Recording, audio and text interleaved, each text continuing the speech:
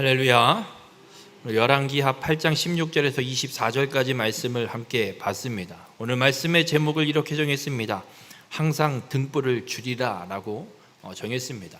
오늘 읽은 본문 8장 16절부터 24절까지 읽었는데 그 뒤에 8장 마지막 절까지 남유다, 남쪽 이스라엘, 유다의 두 왕에 대한 아버지와 그 아들의 이 대에 걸치는 왕의 이야기가 아주 짤막하게 기록되고 있습니다. 엘리사의 이적과 기적들을 기록하다 말고 갑자기 이 남유다의 두 왕의 이야기를 뭔가 특별할 거 없을 것 같은 정말 짤막한 이 사건을 왜 기록해 놓고 있을까? 하나님은 이 두 사건을 통해서 우리에게 분명하게 말씀하시고 있는 뜻이 있습니다. 오늘 본문의 말씀을 통해서 하나님의 신실하신 은혜와 그리고 구원의 은혜를 온전히 깨닫는 우리 모든 성도님들이 되시길 주님의 이름으로 축원합니다. 오늘 본문에 기록되는 남유다의 왕은 두 명이 나옵니다. 여호사밧의 아들 여호람과 그리고 여호람의 아들 아하시야, 두 사람이 이어서 이 왕에 대한 이 두 남유다 왕에 대한 이야기가 기록이 됩니다. 여호람은 아버지 여호사밧이 살아있을 때 왕이 되어서 아버지와 함께 통치하는 기간이 좀 있었고 그리고 이제 혼자 통치하게 되는 일들을 보게 됩니다. 그런데 오늘 본문 18절에 보면 여호람에 대해서 어떻게 평가를 하냐면 그가 여호와 보시기에 악을 행하였으나 라고 기록합니다. 남유다 왕인데 하나님 보시기에 악을 행한 왕이 됩니다. 근데 도대체 이 왕 여호람이 무슨 악을 행했을까?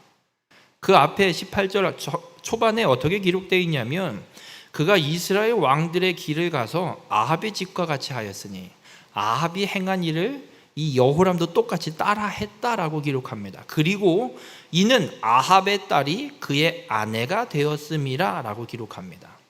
아합 왕은 어떤 왕이냐면 북이스라엘의 왕이고요.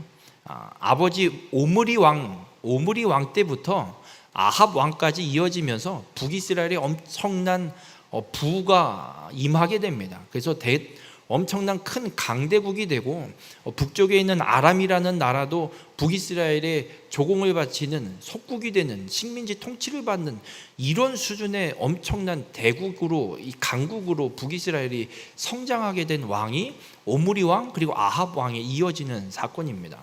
그런데 아합 왕 때 어떤 일을 아합이 하게 되냐면 이세벨이라는 여자와 결혼합니다. 이세벨은 어떤 여자냐면 바알을 섬기는 그 제사장의 딸입니다. 그러니까 바알을 섬기는 그냥 바알 숭배의 그냥 핵 중심 그 여자와 이 아합 왕이 결혼을 했습니다. 그래서 북이스라엘에 바알을 숭배하는 우상 숭배와 아세라상이라는 또 우상을 들여와서 이 북이스라엘의 대국으로 성장하기도 하지만 우상숭배 부흥도 함께 갖고 왔던 게 이 아합 왕입니다. 그런데 오늘 여호람 왕, 남유다의 여호람 왕이 어떻게 하냐면 아합이 했던 일을 똑같이 행합니다. 그거로 그치지 않고 아합의 딸이라 하면 아합과 이세벨 사이에서 태어난 딸 아달랴라는 딸이 있습니다. 이 딸과 여호람이 결혼을 합니다. 아합의 집과 같이 걸어갔던 행했던 것과 아합의 딸 아달랴와 결혼한 것을 놓고 그가 여호와 보시기에 악을 행하였더라라고 성경은 평가합니다. 여쭤보겠습니다. 여호람이 뭘 그렇게 잘못했나요? 지금 이 18절 오늘 본문 18절의 내용만 놓고 보면 여호람이 뭘 그렇게 잘못한 것 같으십니까? 왜 하나님은 이 여호람에 대해서 악을 행했다라고 이렇게 평가하고 기록을 남겨놓으실까? 제가 볼 때는 아무리 눈을 씻고 찾아봐도 별 찾아볼 수가 없을 것 같습니다. 아합과 같이 행했다. 아합도 하나님 앞에 악을 행했지만 엘리야 선지자를 통해서 가뭄의 그 시기들을 거치고 하나님의 역사하심을 목도하고 하여튼 과정들이 좀 있었어요. 그런 일도 일어날 수 있을 법한데 그러면 여호람도 그렇게 하나님의 역사를 경험해 볼 수도 있을 사건이 펼쳐질 수도 있을 것 같은데 아합의 길을 따라 했다? 이것만 때문일까? 그리고 아합의 딸과 결혼한 게 뭐가 그렇게 대단한 일이라고, 그게 뭐가 그렇게 잘못된 일이라고 하나님은 악한 왕으로 평가하기에 앞서 이 두 사건을 기록해 놓고 있을까? 여러분, 아달랴와 결혼한 것, 아합의 딸인 아달랴와 여호람이 결혼하는 것이 하나님 앞에 악이 됩니다. 결혼이 악이 아니고요. 이거 누가 또 이걸 왜곡하는 사람이 있어요. 결혼하면 안 되겠네. 잘못 결혼하면 하나님 앞에 악을 행하고 죄를 범할 수 있으니 결혼하면 안 되겠네. 결혼이 악한 게 아니고요. 누구와 결혼했냐예요. 그리고 여호람이 이 아달랴와 결혼했다라는 건 단순히 결혼의 문제를 하나님이 지적하시는 게 아닙니다. 아달랴가 어떤 여자라는 것을 하나님이 깨우치기 원하시는 겁니다. 이후에 이제 또 읽어 나가겠지만 여호람의 아들 아하시야가 1년만 이 유다의 왕으로 통치하고 죽게 됩니다. 여호람의 아내가 아달랴고 아달랴의 아들이 아하시야입니다. 아들 아하시야 왕이 죽자 이 아달랴, 어머니 아달랴가 하는 행동이 뭐냐면 왕족의 모든 혈육을 다 죽여버립니다. 그리고 자기가 유다의 여왕으로 등극하려고, 이런 일을 행하는 여인이 아달랴입니다. 이세벨은 바알 숭배의 중심, 핵이라고 말씀드렸습니다. 그의 딸이기에 아달랴도 똑같이, 어머니와 똑같이 우상을 숭배하는 일을 분명히 행했고, 그리고 후에 이 유다의 왕의 후손들을 다 멸절시켜서 하나님께서 유다의 혈통을 통해 메시아를 보내시겠다고 하셨던 이 구속사, 이 구원 계획을 막는 일에 앞장서는 일을 하는 게 아달랴가 됩니다. 이런 아달랴와 여호람이 결혼했다. 이게 악입니다. 그런 집안과 그런 악을 행하는 자들과 결탁했다라는 것이 여호람이 행한 악입니다. 이 결과가 어떻게까지 연결이 되냐면, 오늘은 읽진 않았지만 열왕기하 8장 27절에 보면 여호람의 아들 아하시야에 대해서 이렇게 기록합니다. 아하시야가 아합의 집 길로 행하여 아합의 집과 같이 여호와 보시기에 악을 행하였으니, 아버지 여호람과 똑같이 아합을 쫓아서 우상 숭배를 행하는 이 악을 아들 아하시야도 합니다. 거기에 여호람이 아합의 사위가 됐습니다. 딸 아달랴와 결혼해서 아합의 사위가 됐습니다. 그런데 이 아하시야도 어떻게 하냐면 27절 끝에 그는 아합의 집의 사위가 되었습니다. 아버지도 아합의 집안 아합의 딸과 결혼했는데 아들 아하시야도 아합 집안의 여인과 자녀와 결혼을 해서 아합 집의 사위가 되어버렸습니다.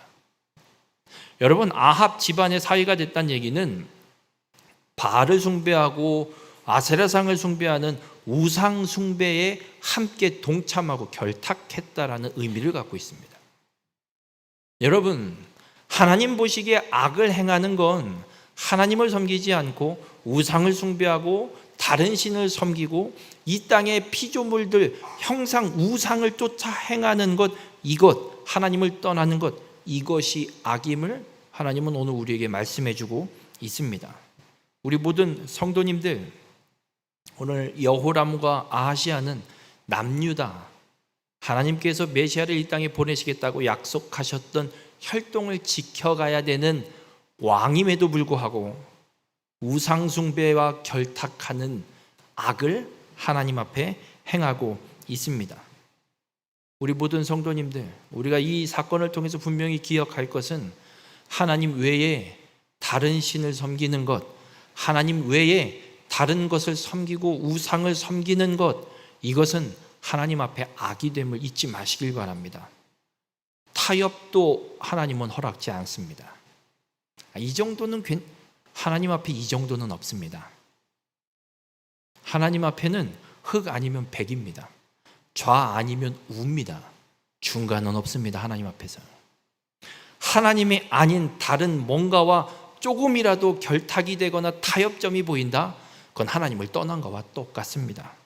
우리 모든 성도님들, 우리는 하나님이 아닌 다른 무엇인가를 의지하거나 다른 무엇인가와 결탁하려 하거나 타협하려고 하는 이 악에서 떠나야 됨을 잊지 마시길 바랍니다. 유다가 멸망하고 바벨론의 포로로 끌려가 그런 어렵고 힘든 삶을 살게 된 이유도 바로 우상 숭배의 악에서 떠나지 않았기에 하나님의 징계가 임한 것입니다. 우리 모든 성도님들, 바로 여러분의 삶은 하나님 앞에 악이 무엇인지를 분명히 깨닫고 우상 숭배, 이 세상과 타협하는 악에서 떠나 하나님을 온전히 섬기고 살아가는 귀한 믿음의 삶이 되시길 주님의 이름으로 축원합니다. 그렇게 여호람이 아합을 쫓아서 아합의 길을 따라서 아달랴와 결혼하고 악을 행하는 왕으로 삶을 살아가고 있습니다. 그런데 오늘 본문 20절에 이런 말씀을 기록합니다. 여호람 때에 에돔이 유다의 손에서 배반하여 자기 위에 왕을 세우는 거로 기록합니다. 에돔은 에서의 후손입니다. 이 유다 집안과 형제의 족속이기도 합니다. 그런데 어쨌든 이 에돔 족속이 유다에게 조공을 바치고 섬기는 속국으로 살고 있었습니다. 그런데 여호람이 왕이 되었을 때 악을 행하는 여호와 보시기에 악을 행하는 여호람이 왕이 되었을 때에 에돔이 유다를 배반하고 따로 왕을 세웁니다. 그러니까 여호람 왕이 열받는 거지요. 이것들이 어디 감히 우리를 배반해? 그래갖고 작정을 하고 군사를 모으고 이 에돔을 징벌하러 갑니다. 에돔을 징벌하러 갔는데 오히려 반대로 오늘 성경의 본문에는 기록되어 있는 게 좀 애매하게 번역이 되어 있습니다. 히브리어 원어를 직역을 해보면 어떤 상황이냐면 여호람이 에돔 족속을 공격 징벌하러 갔는데 에돔의 군사에게 완전 포위당하는 위험한 상황이 생기고 그 상황을 돌파하고 도망쳐 나오는 상황이 펼쳐지게 됩니다. 그리고 후에 기록을 보면 이어서 읽어보면 에돔은 더 이상 유다의 속국으로 유다의 조공을 바치는 것이 아니라 여호람이 징벌 전쟁을 갖다가 패배하고 후퇴한 사건으로 인해서 완전히 에돔 족속은 이제 유다로부터 완전히 독립하는, 그래서 왕을 세우고 별개의 나라 유다와 상관없이 살아가게 되는 일들이 펼쳐지게 됩니다. 그것만이 아니라 에돔이 그렇게 유다를 배반하고 나자 옆에 있던 족속 림나라는 족속도 유다를 배반하는 일들이 펼쳐집니다.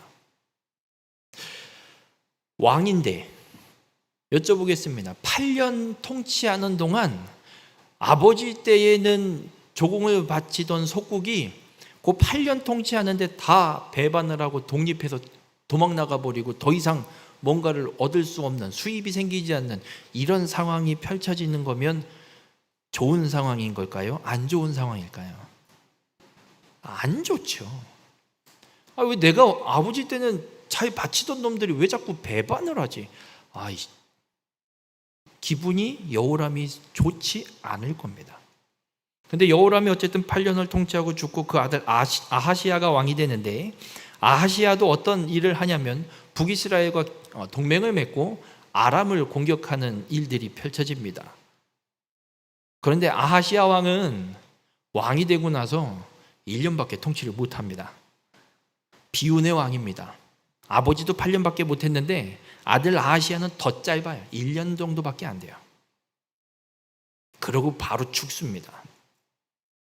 하나님께서 계획하신 하나님의 메시아, 이 구원자를 이 땅에 보내시겠다고 약속하신 혈통을 지켜가는, 그래서 왕위를 이어가고 있는 혈통이고 왕들인데 왜 하나님 앞에 악을 행한 왕으로 평가받으면서 이렇게 좋지 않은 위기들, 좋지 않은 상황들이 펼쳐질까?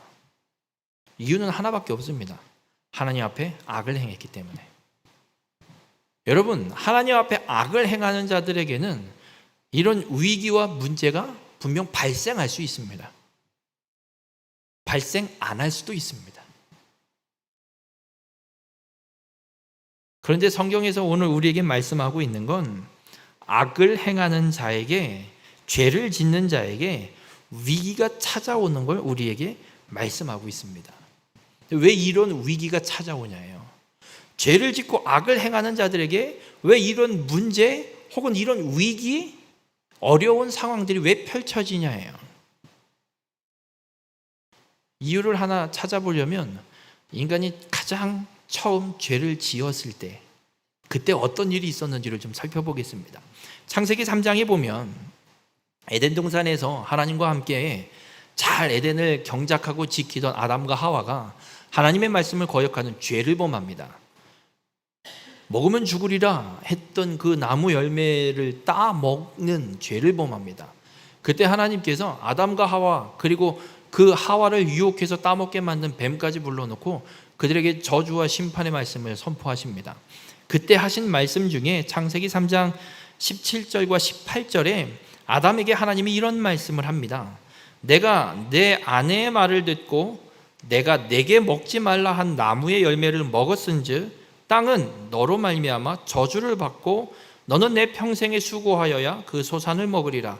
땅이 내게 가시덤불과 엉겅퀴를 낼 것이라. 하나님의 말씀을 거역한 죄를 지었는데 그 너의 죄로 인해서 하나님께서 아주 좋은 생명나무 먹을 만한 모든 실과들을 내는 땅에 저주가 임하게 됨을 선포하십니다. 여러분, 그리고 이 땅에서 먹고 살기 위해서 아담에게 주어지는 심판이 저주가 땅의 소산을 먹으려면 평생토록 수고해야 농사를 지어 먹어야 된다는 얘기예요. 죄를 짓기 전까지 농사라는 건 짓지 않았습니다. 그냥 에덴 동산의 천지에 널려져 있는 실과들을 다 따먹을 수 있었습니다. 그냥 먹으면 되는 거였습니다.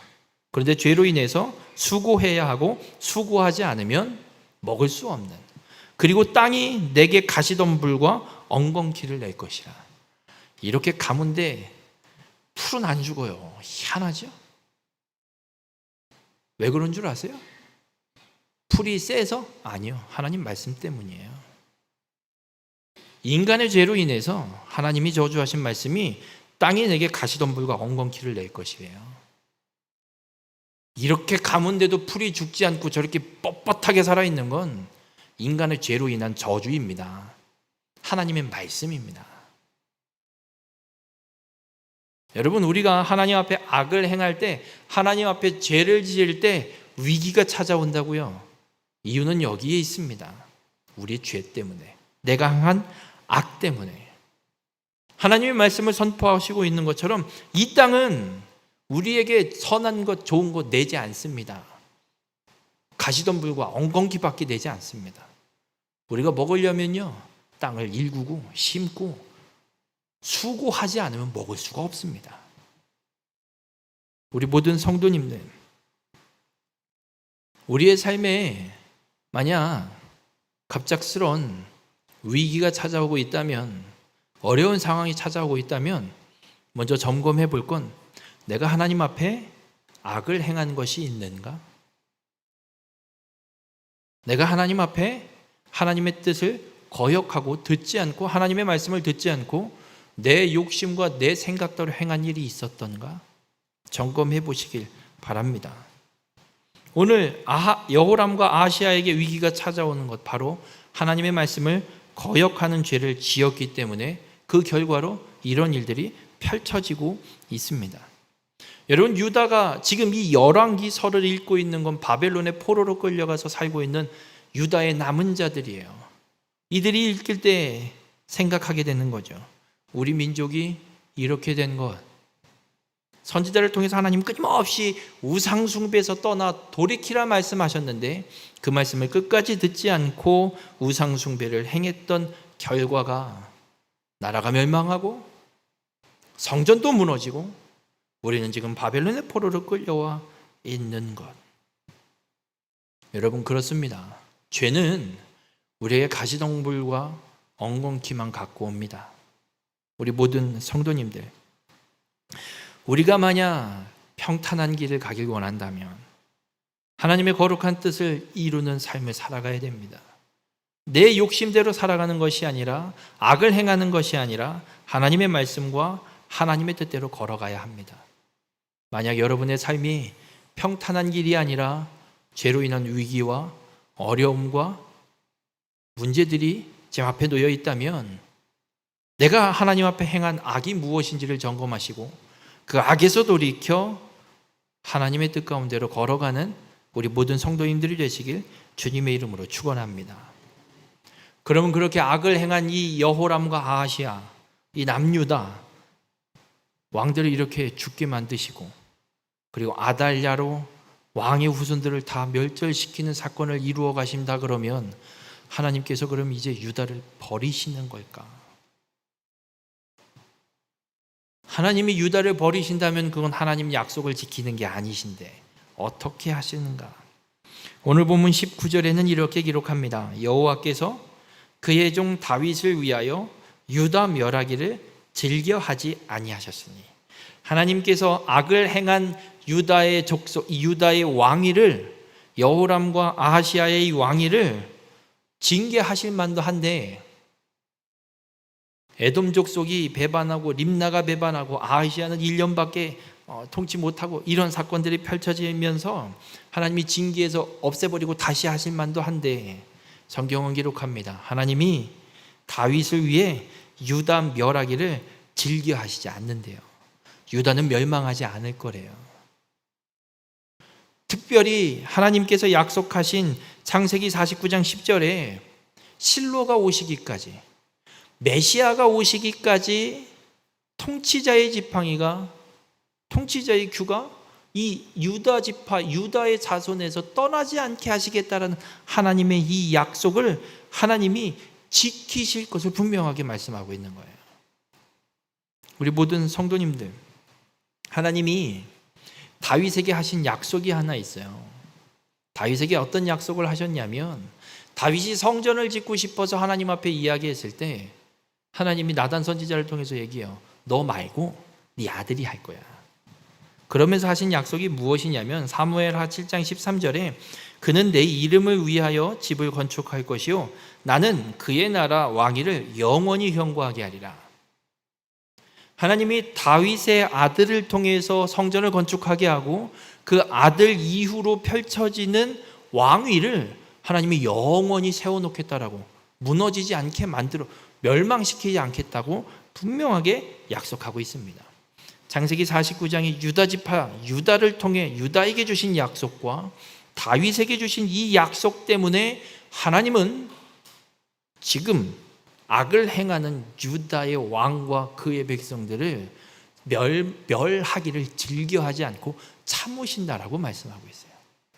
우리 모든 성도님들, 하나님은 악을 행하는 왕들임에도 불구하고 하나님이 계획하신 구원의 계획과 이 약속을 이루시기 위해서 신실하게 그 일들을 이루어 가고 계심을 우리에게 말씀하고 있습니다. 하나님의 약속, 다윗에게 하셨던 그 약속, 유다에게 하셨던 그 약속, 왕위가 영원히 끊어지지 않게 하겠다. 그런데 문제가 한 가지 있습니다. 유다는 망했고요. 지금 이 말씀을 읽고 있는 유다의 남은 자들은 바벨론의 포로로 살고 있습니다. 나라도 없고 하나님의 성전도 무너져 버렸고 어디에도 희망도 없는, 도대체 왕위가 어디 연결되고 있고 이어지고 있다라는 건지, 나라는 망한 지가 얼만데 하나님 이거 거짓말 아닌가? 라고 들 정도의 상황. 하지만 하나님은 말씀합니다.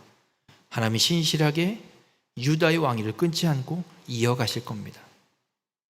다음에 말씀을 드리겠지만 아달랴가 왕의 후손들을 다 죽일 때 놀랍게도 하나님은 한 사람을 살려놓습니다.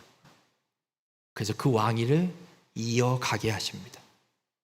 지금 나라가 망했지만 하나님은 다시 회복시키실 걸 나라가 망하기 전에 선지자를 통해서 분명히 약속하셨습니다.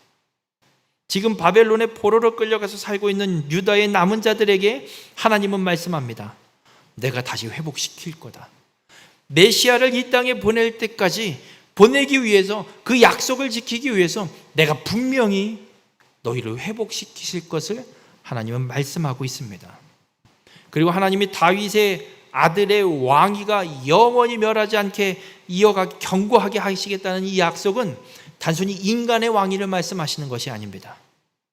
그 후손을 통해 오실 메시아 예수 그리스도를 통해 이루어지는 이 하나님의 나라, 완성될 그 하나님 나라의 영원한 왕으로 예수 그리스도를 하나님이 세우실 것을 말씀하고 있는 겁니다. 그래서 하나님의 이 약속이 성취되는 건 그리스도가 그 유다의 후손, 다윗의 후손으로 이 땅에 오시는 것으로 하나님의 약속은 분명하게 성취되는 겁니다. 오늘 하나님은 당신이 맺으신 언약을 온전히 이루기 위해서 유다 백성들, 남은 유다의 백성들에게 말씀하고 있는 거예요. 그러면 이 유다의 백성들에게 한 가지 의문점이 생깁니다. 그럼 지금 왜 나라를 망해서 이렇게 우리를 바벨론에 포로로 보내버렸냐라는 거예요. 그냥 한 대 혼내시면 얘기 듣고 잘 해볼 수도 있을 것 같은데 왜 나라를 다 망하게 만드시고 성전도 무너뜨려 버리시고 왜 우리를 여기까지 이렇게 먼 이역만리 타고까지 보내서 이렇게 고생을 시키시냐라는 거예요.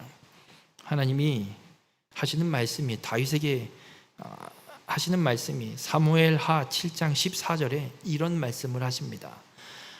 나는 그에게 아버지가 되고 그는 내게 아들이 되리니 그가 만일 죄를 범하면 내가 사람의 매와 인생의 채찍으로 징계하려니와. 하나님이 다윗에게 솔로몬 아들을 통해서 성전을 건축하고 그 아들의 왕위를 내가 멸하지 않고 견고하게 세우겠다라는 이 약속의 말씀을 하시면서 이어서 하시는 말씀이 만약 그가 악을 행하거나 잘못을 범하면 내가 사람의 매와 인생의 채찍으로 징계할 거다. 왜냐하면 내가 그 아들의 아버지가 되어줄 것이기 때문에. 여쭤보겠습니다. 여러분 자녀가 잘못하는데 범죄하고 있는데 법을 어기고 범죄자가 되는 길을 가고 있는데 그냥 내버려 두실 부모가 있습니까? 그게 부모입니까? 부모라면 두드려 패서라도 이건 죄가 되는 거니까 하지 말아라고 분명하게 이야기하는 게 참된 부모일 겁니다. 하나님은 그 말씀을 하고 있는 거예요. 너의 자손들이 내 말을 듣지 않고 죄를 범하면 내가 아버지 된 내가 사람의 매와 인생의 채찍으로 징계하겠다. 이스라엘 백성들, 유다 백성들이 하나님의 말씀을 듣지 않아요. 죄를 범해요. 하나님을 섬기지 않는 악을 행하는, 우상을 숭배하는 악, 이 죄를 범하니까 하나님께서 사람의 매와 인생의 채찍을 들어 유다를 징계하고 있는 겁니다. 그래서 나라도 멸망시키고 성전도 무너뜨리시고 바벨론의 포로로 보내버리셔서 징계하시는 거예요. 이것이 악이기 때문에 우상 숭배의 이 죄를 깨끗이 다 어떻게든 다 씻어내기 위해, 버리게 하기 위해 하나님이 사람의 매와 인생의 채찍을 들어 바벨론을 들어 때리시고 바벨론의 포로로 보내셔서 인생의 채찍으로 징계하고 계신 것을 하나님이 말씀하고 있는 겁니다. 하나님은 단 한순간도 말씀을 어기신 적이 없습니다. 하나님은 단 한순간도 약속을 잊으신 적이 없습니다. 신실하게 하나님이 말씀하신 대로 그 일을 이루어 가시는 분입니다. 이게 공의의 하나님이십니다. 그렇다면 우리가 할 수 있는 건 뭘까? 만약 하나님 앞에 악을 행해서 징계로 인한 위기와 어려움과 문제가 우리 앞에 펼쳐지게 된다면 우리가 할 수 있는 게 무엇일까? 바벨론의 포로로 끌려가 있는 유다의 남은 자들의 이 역사를 통해서 하나님 우리에게 말씀해요. 징계를 통과하는 길은 방법이 없어요. 인내하는 겁니다. 제가 어렸을 때 잘못하면 부모님한테 혼나요. 부직갱이를 두드려 맞고 엄청 맞아요. 그러면 어떻게 하는 줄 아세요? 대문을 박차고 뛰쳐나가요. 그리고 대문 옆에 처녀 끝에 죽치고 앉아있어요. 언제까지 앉아있냐고요? 저녁 먹으라고 엄마가 부를 때까지.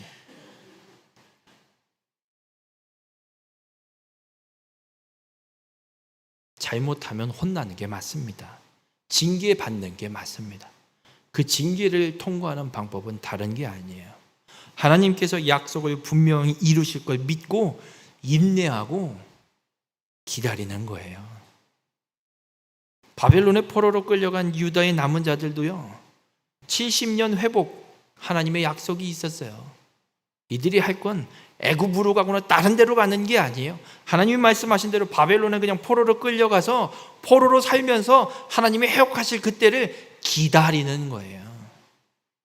이것이 우리가 이 위기를 돌파할 수 있는 길입니다. 우리 모든 성도님들, 하나님은 공의의 하나님이십니다. 절대로 하나님은 약속을 파기하거나 버리시거나 바꾸시는 분이 아닙니다. 하나님이 약속하신 그대로, 하나님이 말씀하신 그대로 신실하게 그 일들을 다 이루어내시는 분입니다.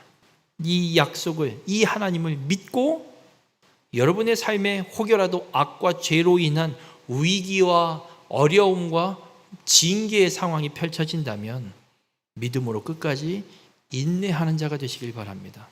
인내함으로 징계를 통과하셔서 하나님의 놀라운 회복의 역사를 온전히 이루어가는 우리 모든 성도님들이 되시길 주님의 이름으로 축원합니다. 하나님께서 오늘 본문 19절에 그렇게 유다를 멸하기를 즐겨하지 않으신다 그러면서 이런 말씀을 끝에 하십니다. 이는 그와 그의 자손에게 항상 등불을 주겠다고 말씀하셨음이더라. 이 등불은 예수 그리스도, 하나님이 다윗의 자손, 유다의 자손을 통해 보내실 메시아를 상징하기도 합니다. 하나님은 끊임없이 말씀합니다. 메시아 구원자를 보내서 내가 너희를 구원하겠다. 하나님께서는 이 약속을 성취하기 위해서 악을 행하는 유다의 자손을 멸하지 않으시고 징계하시는 겁니다. 하나님은 항상 우리에게 구원자를 보내셔서 우리를 구원하길 원하시는 분임을 믿으시길 바랍니다. 우리 모든 성도님들, 하나님은 이 열왕기서를 통해서 바벨론의 포로로 살고 있는 유다의 남은 자에게 말씀합니다. 내가 너에게 등불을 주리라. 항상 등불을 주리라. 내가 항상 이야기한 대로, 내가 약속한 대로 메시아를 너에게 보내리라. 구원자를 너에게 보내리라. 하나님은 항상 말씀하고 계십니다. 하나님은 그 약속을 분명히 이루십니다. 신실하신 하나님의 은혜로 우리도 그 등불을 받았습니다. 하나님은 약속하신 대로 메시아를 이 땅에 보내셨고 구원을 성취해 내셨습니다. 이제 우리가 그 등불을 받은 자로서, 구원자 그리스도의 등불을 받은 자로서 우리로 이 땅에 죄로 인해 위기 속에 허덕이는 자에게 그리스도의 이 등불을 전해줘야 될 사명이 주어졌음을 믿으시길 바랍니다. 하나님은 말씀하신 그대로 신실하게 구원의 은혜를 베풀고 계십니다. 하나님은 우리를 통해서 하나님의 자녀로 이 세상이 돌이키기를 원하고 기다리고 계십니다. 바라기는 우리 모든 성도님들, 그리스도의 등불을 받은 자로서, 신실하게 역사하신 하나님의 구원의 은혜를 받은 자로서 세상 속에서 이 그리스도의 등불을 온전히 전해주는 축복의 통로가 되시길 바랍니다. 세상은 아직도 죄와 악으로 인한 위기 속에 허덕이고 있습니다. 그들을 구원의 길로 인도할 수 있는 건 예수 그리스도를 믿어 구원받은 우리가 해야 되는 줄 믿으시길 바랍니다. 하나님이 우리를 통해서 분명히 일하심을 믿으시길 바랍니다. 바라기는 우리 모든 성도님들의 삶이 그렇게 이 땅 가운데 신실하게 이루어 가시는 하나님의 약속, 하나님의 역사 가운데 그 일을 이루는 가운데 온전히 쓰임받는 우리 모든 성도님들이 되시길 주님의 이름으로 축원합니다. 기도하시겠습니다. 사랑의 주님, 오늘도 주님의 말씀을 통해 깨닫게 하시니 감사를 드립니다. 하나님께서 계획하신 구원의 계획은 하나님이 신실하게 이루어 가심을 믿습니다. 그런데 인간인 우리가 연약해서 하나님의 약속은 저버리고 악을 행하고 죄를 짓는 안타까운 인생을 살아가고 있다면 하나님 이 시간 말씀을 통해 깨닫게 하셔서 이제는 그 악에서 돌이켜 하나님의 거룩한 뜻을 온전히 이루는 믿음의 삶이 되게 인도하여 주시옵소서. 하나님, 우리의 삶에 악으로 죄로 인한 위기와 문제가 있다면 이것은 하나님의 약속을 성취하기 위해 신실하게 하나님의 구원의 계획을 이루기 위해 우리를 돌이키게 하는 징계임을 깨닫게 인도하여 주시고 믿음으로 신실하신 하나님의 역사를 온전히 이루어가는 삶으로 돌이키는 삶이 되게 인도하여 주시옵소서. 인내하여서 징계를 통과하고 하나님의 놀라운 회복을 경험하고 이 땅 가운데 하나님의 구원의 약속을 온전히 이루어가는 축복의 통로로 쓰임받는 우리 모두가 될 수 있도록 주님 함께하여 주시옵소서. 이 모든 말씀 예수님의 이름으로 기도드렸습니다. 아멘.